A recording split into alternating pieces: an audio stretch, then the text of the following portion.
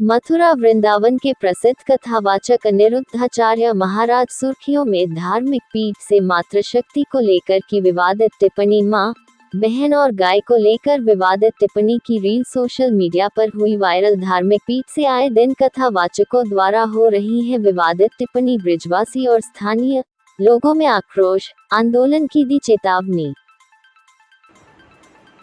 मेरा नाम है गुंजन शर्मा और मैं मथुरा श्री कृष्ण जन्मभूमि संघर्ष न्यास की मथुरा जिला अध्यक्ष। मेरे पास अभी एक व्हाट्सएप मैसेज आया है जिसमें मैंने देखा कि कैसे एक व्यास गद्दी पर बैठकर कोई ये पूछ सकता है किसी महिला से कि आपके कितने पति हैं, और उसके बाद जब उसने बोला, महिला ने जब बोला कि एक, तो उसका वो मजाक उड़ाते हैं।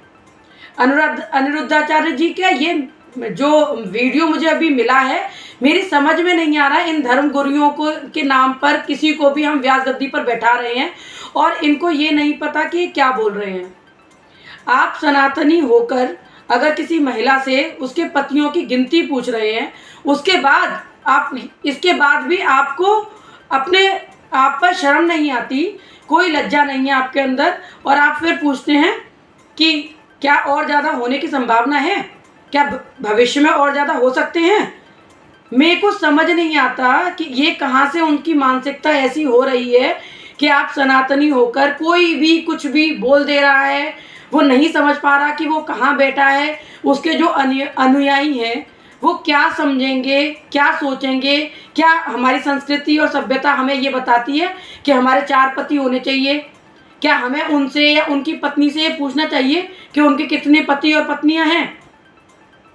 मैं आप सभी से हाथ जोड़कर प्रार्थना करती हूँ कि ऐसे पाखंडी गुरुओं का साथ छोड़िए, अपने घर में बैठिए, अपने ग्रंथों को पढ़िए, उनके बारे में जानिए और अपने सभी जो कार्य हैं वो स्वयं अपनी इच्छा से करिए। इनसे कोई पूछने की, इनकी सलाह मानने की कोई आवश्यकता नहीं है। ये आपकी मति को भ्रष्ट करने का कार्य कर रहे हैं और इन सभी से आपको और अपने परिवार को भी बचा के रखिए।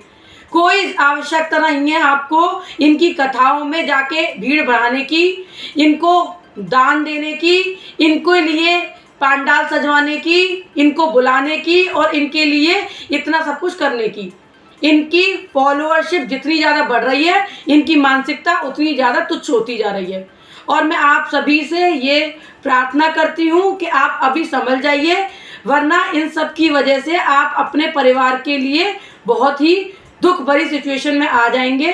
जैसा आप देख रहे हैं कि आपसे गिनतियां पूछ रहे हैं आपके पतियों की, आपकी पत्नियों की। इसका मतलब आप समझ पा रहे हैं ये क्या चाहते हैं?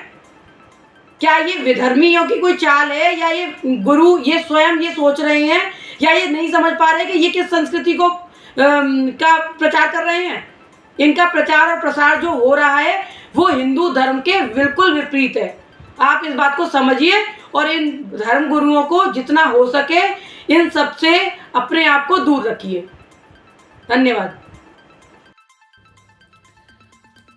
संत अनिरुद्धाचार्य जी ने ये वो महिलाओं के बारे में बोला है, उसको सुनकर थोड़ा दुख हुआ है।